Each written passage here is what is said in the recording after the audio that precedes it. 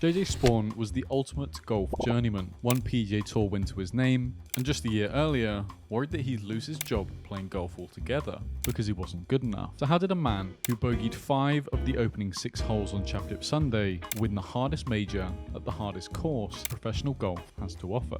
To find out, first we have to rewind a little to 1990.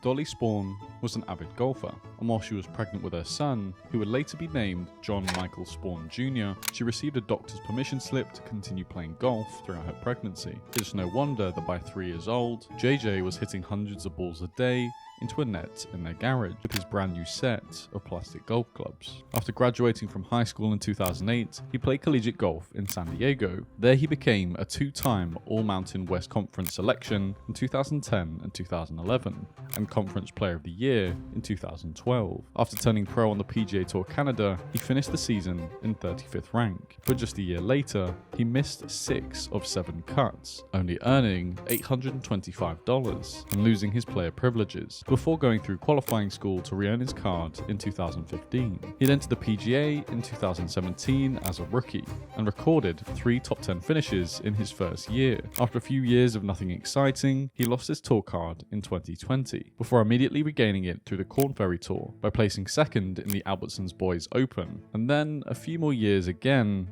of nothing special. After 147 PGA starts, he'd finally earned his first win at the Valero Texas Open in April 2022. He won by 2 strokes over Matt Jones and Matt Kuchar. The win qualified him for the 2022 Masters tournament the following week, making his Masters debut. He finished tied 23rd.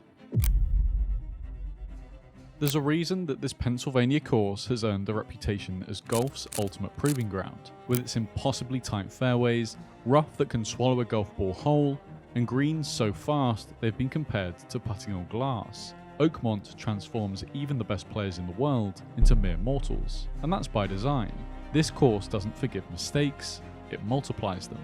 It's a place where a missed fairway can lead to scrambling for bogey, if not worse, and where even perfect shots rarely feel safe.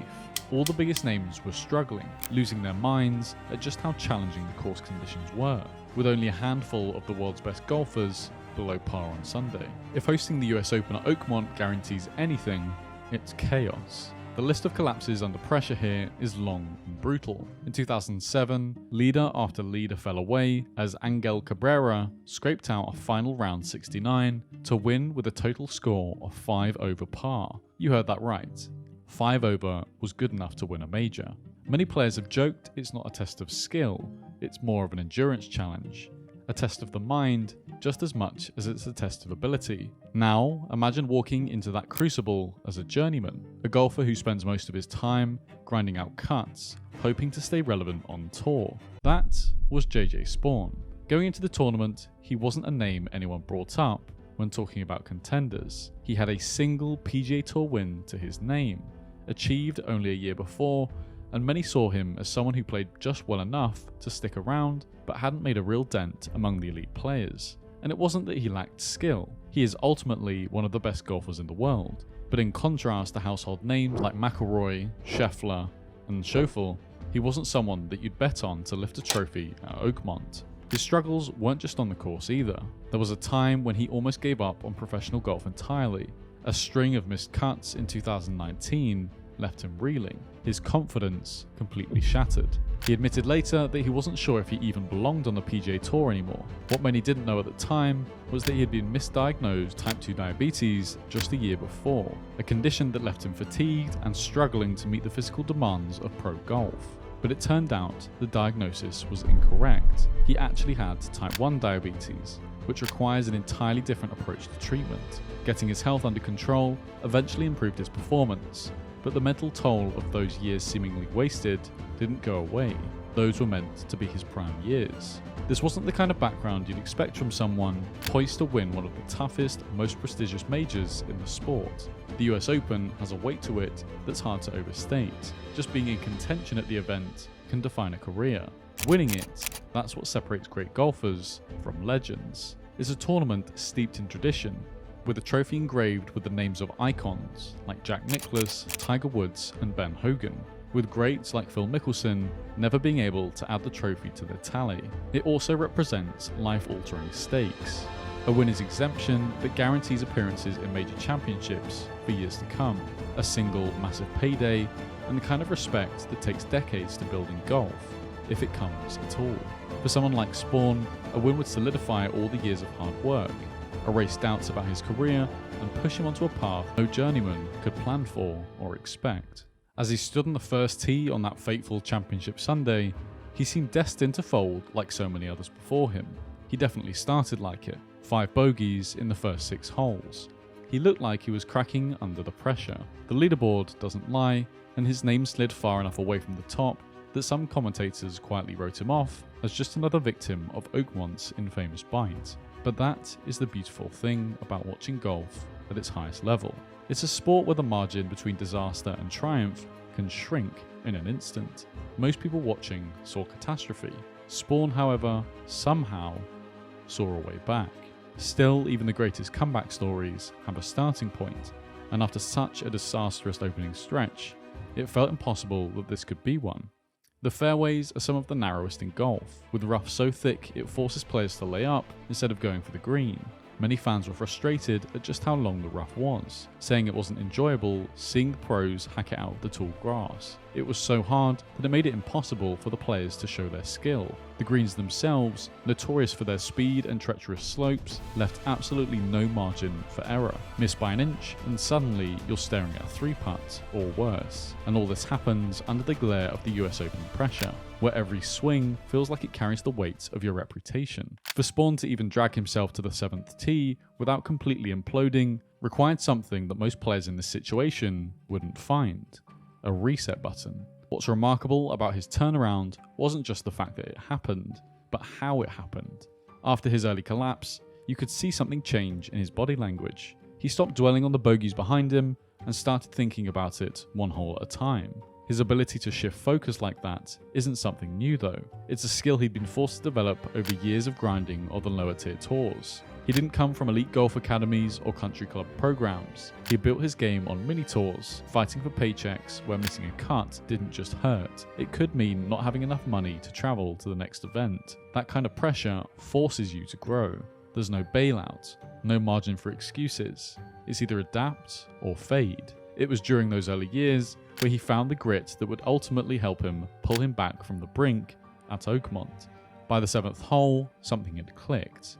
He began stringing together pars, refusing to let Oakmont's traps pull him further under. His turning point came on the par 4 9th, when he drained a 20-foot birdie putt. It wasn't just the first real highlight of his round, it was a moment that shifted momentum. Around this time, the field's struggles were starting to show. The course wasn't playing favourites. The average score in the first round had ballooned to 75.1, numbers that made double bogeys a common sight for even the tournament's biggest names. He didn't need perfection to climb back into contention, he just needed consistency. This is where his game management started to stand out. Unlike some of the flashier names on the leaderboard, he wasn't playing aggressive. Instead, he leaned into his strengths: steady iron play and knowing when to play it safe. On the unforgiving back 9, while others faltered trying to attack tucked pin placements, Spaun stuck to his plan. He turned potential blowouts into manageable bogeys and started chipping away at the deficit. By the time he reached the 14th hole, he'd clawed his way back to within striking distance of the leaders, a place that no one believed he could be after his start. Every par he made wasn't just about the tournament in front of him, it was about proving that he belonged. With a wife and 2 daughters willing him on, he wasn't just doing this for him. This was a moment to redefine a narrative that had labelled him as just another journeyman. His career up until that point had been a story of near misses and fleeting hope, the kind of career arc that rarely has a Hollywood ending, and yet here he was, 5 holes away from a movie-worthy story. The crowd started to sense something special was going to happen. His refusal to crack was impossible to ignore. Every clutch par save was met with growing energy from the gallery, a sign that even spectators love an underdog who keeps swinging. By the time he walked off the 17th green, 1 birdie and 2 clutch par saves later, he wasn't just in contention, he was firmly in the hunt. For the first time all day, his name hovered near the top of the leaderboard. It felt surreal, almost improbable, but with only one hole left to play, the impossible didn't seem quite so out of reach. Everything he'd worked for in his career had come down to this moment. The scoreboard showed the tightest margin possible. Spaun tied for the lead. A par might force a playoff. A birdie would win him the tournament. But on a course where even par feels like an accomplishment and every shot carries the weight of history, nothing about the 18th felt straightforward. The tension hung heavy in the air as Spaun stepped onto the tee. His entire story, years of grinding, setbacks and self-doubt, had led to this singular test. His drive off the 18th tee was as pure as he could have hoped for. It settled perfectly in the fairway, setting up what would be one of the most important approach shots of his life. But even from the fairway, Oakmont never lets its guard down. The 18th green was notorious for its serious undulations and slick surface, forcing players to calculate every angle and every roll. A deep breath, and then another, and then another. He stepped up for his second shot. He struck it purely. It landed safely on the green, but there was a small catch. A daunting 64-foot birdie putt, with more than its fair share of twists and turns. Length alone would have made the putt nerve-wracking, but the stakes amplified it drastically.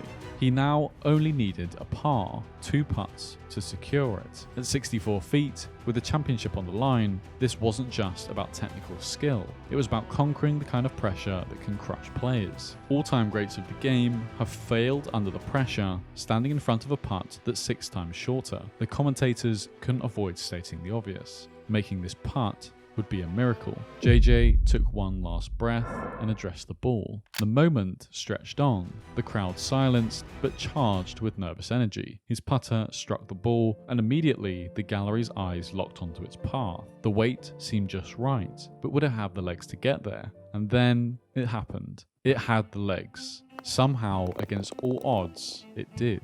The ball dropped into the cup with a sound so definitive, so final, that for a split second, the air seemed to erupt and fall silent at the same time. He froze, as if needing to process what had just happened. Then, almost in disbelief, he let out a triumphant yell and threw his putter into the air. His caddy rushed in for an embrace as the gallery exploded. The cheers were deafening. His wife and kids celebrating in the stands, and even his competitors couldn't help but explode in excitement. If they were going to lose a US Open, this was the way to do it. The 64-foot birdie, the longest successful putt of the entire championship, might as well have been carved into Oakmont's storied history in real time. It was a moment that would be replayed endlessly, alongside the iconic shots of legends like Ben Hogan's one iron in 1950 or Tiger Woods' playoff win in 2008. But what made Spaun's story so different was the contrast of where he started and where he now stood. This wasn't just about a win. It wasn't just about a birdie. For him, this was the culmination of years spent clawing his way up from mini-tours, fighting through doubts, injuries, and misdiagnosed illnesses that nearly drove him to quit the sport entirely. As he lifted the US Open trophy, he reflected on the journey that had brought him here. "I never thought I would be here holding this trophy." The honesty in his voice struck a chord with fans and players alike. Anyone who had followed his career knew just how deep of a hole he had once dug himself out of, and now he stood at the pinnacle of the sport.